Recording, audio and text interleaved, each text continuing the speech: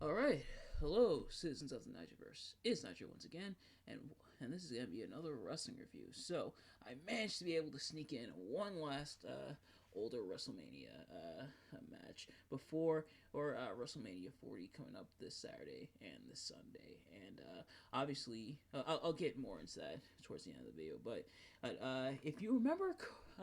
Earlier on in the month, I think within the first week of me doing the reviews and everything, the WrestleMania reviews for the month of March, or I should say last month because we're now in a new month in April, and I hope not too many of you fell for my April Fool's joke yesterday. But anyway, but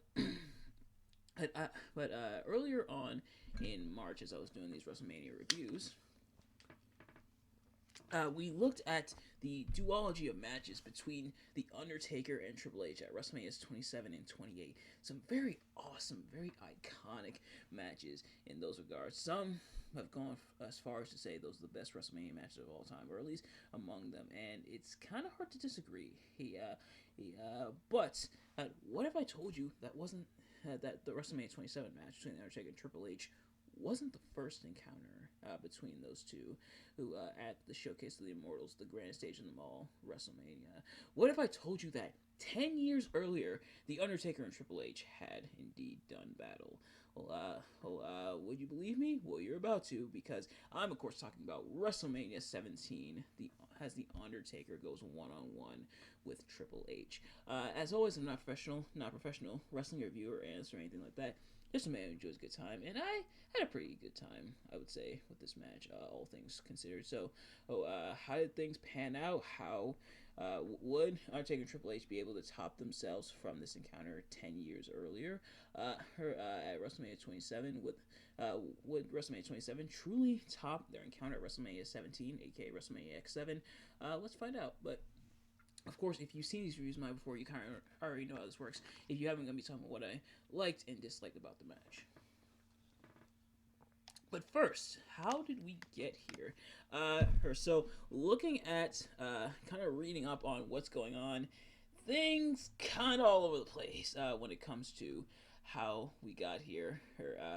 There are a lot of back and forth between The Undertaker and Triple H, also involving Kane and The Big Show. How ironic that the Brothers of Destruction are feuding against Triple H and The Big Show here, that being Undertaker and Kane. They had reunited after Undertaker came back. This isn't Dead Man Undertaker or Undead Mortician Undertaker. This is his biker American Badass Undertaker. Not quite Big Evil, but a biker slash American Badass. Learn about those looks and more in my Undertaker tier list that I dropped a few weeks ago. So if you haven't already, go check that out. But they had been feuding here, all kinds of havoc. Going after each other, Triple H going after Undertaker, or Undertaker going after Triple H, and they even had brought it up within this match that Triple H had nailed Undertaker, and Undertaker had to get some stitches, and Undertaker had a scar on his forehead. It's not as noticeable as Don Callis' scar, but it is pretty noticeable. So now the Undertaker is back for some good old fashioned vengeance, boy.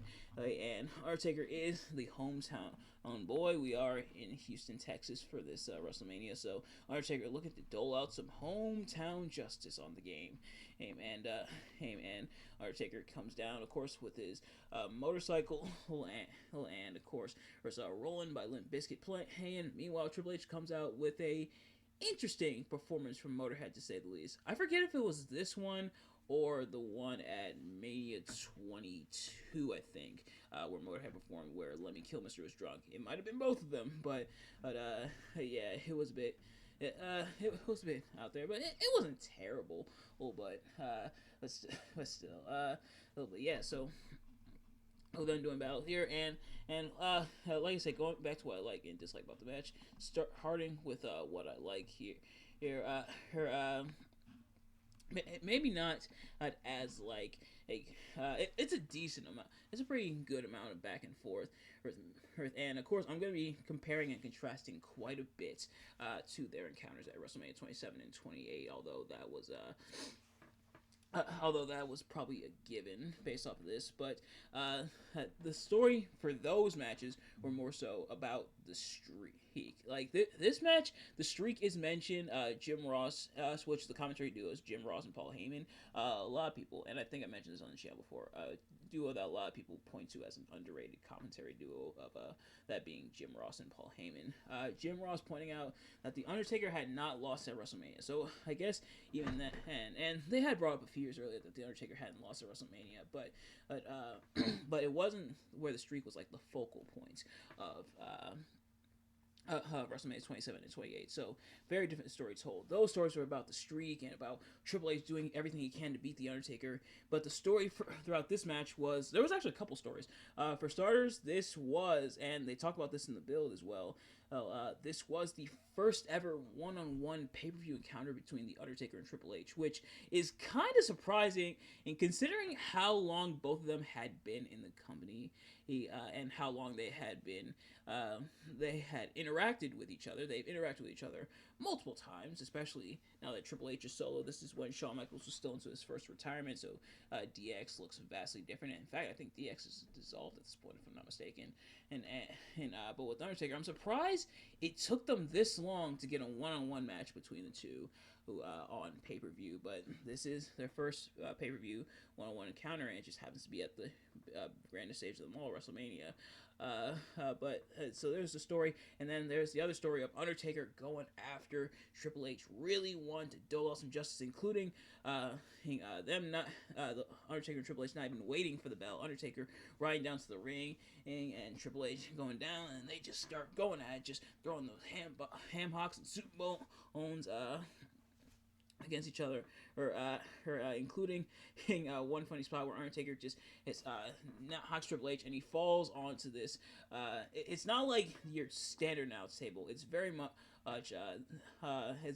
like a regular like wooden, almost desk. It's a much smaller table. It's almost like the brown tables that they go through, but a lot smaller. Like I said, it looks almost like almost like your average desk, not like the commentary tables we know and love to destroy. That is, but Triple H just bouncing off that, and the table just falls over. It's at least a strong table, but then bringing them in and brawling in the ring as well, including when the referee is taken out. Undertaker at first the referee is taken out inadvertently when Undertaker slingshots Triple H, and then after Mike Chioda, who is the referee, confiscates Triple H's sledgehammer, or Triple H gets mad. Mike Chioda stands in the corner the whole time for no reason, waiting pretty much to be hit by the Undertaker. So Undertaker catapults Triple H in, so Chioda's out for a little bit, but then afterwards Undertaker just beats down Chioda anyway, and then Chioda is like, he's pretty much taking a nap. He's getting his good night rest in, while the Undertaker and Triple H brawl all around the arena into the technical area, or where the camera is, the camera tower. It's not like the area that we would see later on, which is closer to the stage. Now this is kind of a bit more off to the side, including Undertaker dropping Triple H onto the crash pad, which they show the crash pad in one of the replays. Why? Why would you show Triple H going down into the crash pad? Like, they show Triple H being chokeslammed off the tower, and then we find him laying down on, we think is the ground, but it's really the crash pad area. But then they show him crashing into the crash pad on the replay. It's not as blatant as, say, like when happened to Seth Rollins, or when it even happened to Chris Jericho in AEW. But it's very noticeable. You could have just even if you want to do like a replay, it's just kind of a replayable moment. Even if you do a replay, they show like the different angle. They show the different angle of Triple H just plummeting down. Just show that angle. Don't show the angle of Triple H going into the softer mat. Granted, I'm not against mats because that's how you protect the wrestlers, but showing it in the shot is kind of and not really feeling it. But then Undertaker bringing Triple H back into the ring, and eventually he hits the tombstone, but the referee doesn't count it. So Undertaker wakes Mike Chioda up from his nap, and then nails the last ride. Yes, this is after the Undertaker had debuted the last ride as a finisher, or he had debuted it when he became Biker Taker and everything that became his finisher, and then later on he would bust out the last ride, but it would be more of like a signature move or like a transition move and adopt the tombstone as his finisher once again. But here, this is when the last ride was treated more like a secondary finisher to the tombstone. So Undertaker is going for the last ride. Triple H nails Undertaker with a sledgehammer, and then Undertaker's bleeding, but then Undertaker does indeed get the last ride on Triple H, as Triple H is going for the punches in the corner. You don't powerbomb Billy Kidman, and you don't go for corner punches on the Undertaker when he's Biker Taker, because that's how Triple H gets nailed with the last ride, and that's how Triple H is put away. So Undertaker does his justice there. So kind of that fight element, and kind of like weaving that story in of Undertaker really going after Triple H, and Triple H like begging off Undertaker even when Undertaker has the sledgehammer in hand. Triple H like begging off like no, don't hit me. But of course takes too long, and Triple H blows him. And I know I am kind of all over the place with this match, but yeah. So I think that story he all told pretty decently. Yeah, the referee's taken out for a bit, allowing Triple H and Undertaker to roll into the crowd. Does give us a pretty cool moment. So yeah, pretty cool in that regard. No interference, which it's usually matches don't have interference. You'll find more matches without interference than with interference, but this is when Triple H was with Stephanie. In fact, they show the graphic on the stage throughout the match, or not the stage, but the LED screen, and showing like who's currently fighting, which they do sometimes, especially at Mania. And Stephanie's pictured with Triple H, but she's not here. Accompanying Triple H. So no chicanery there. Just it's good old fashioned justice doled by the Undertaker. In terms of what I didn't quite like about this match did kind of feel all over the place. It really feels like two or three matches stitched together.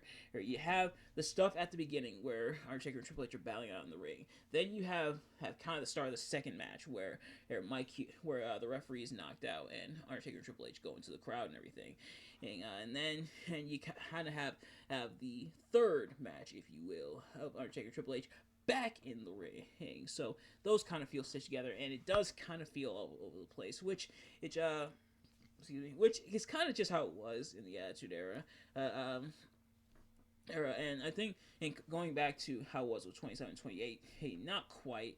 It didn't quite have as much chaos in that. It was a lot more contained, if you will. And granted, that's when we were towards the PG era more so. So I guess it makes sense in that regard. But like here, no, like all over the place, kind of chaotic. Which chaotic is.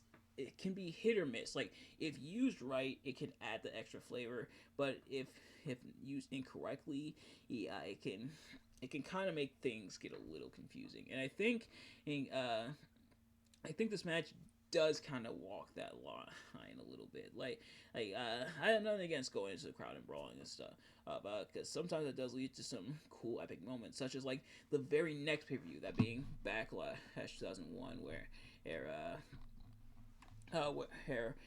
Shane battles with Big Show into the crowd and dives off the stage and everything, and when they have their match. But as for this match, it does add the extra layer, but it does feel kind of confusing, and it does kind of feel like three different matches kind of stitched together into one,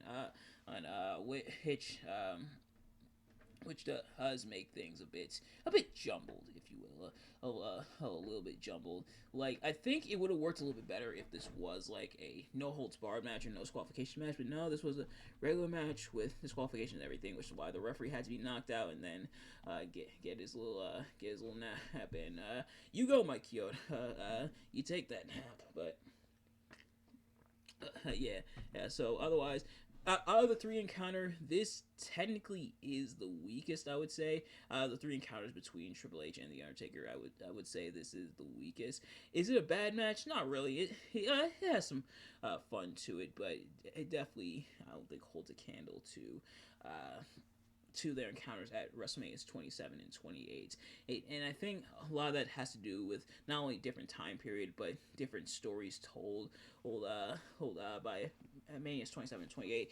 Triple H and The Undertaker about 10 years older and 10 years wiser, and being able to tell that story, especially with the streak being on the crux, and especially coming off some an awesome duology matches between Shawn Michaels and the Undertaker, which I also reviewed. I reviewed that last year for the channel. If you haven't already, go check out those reviews. So coming off of that, had to go into this match, I think. Not this match, but the match at 27-28, I think, kind of helped out those matches as well.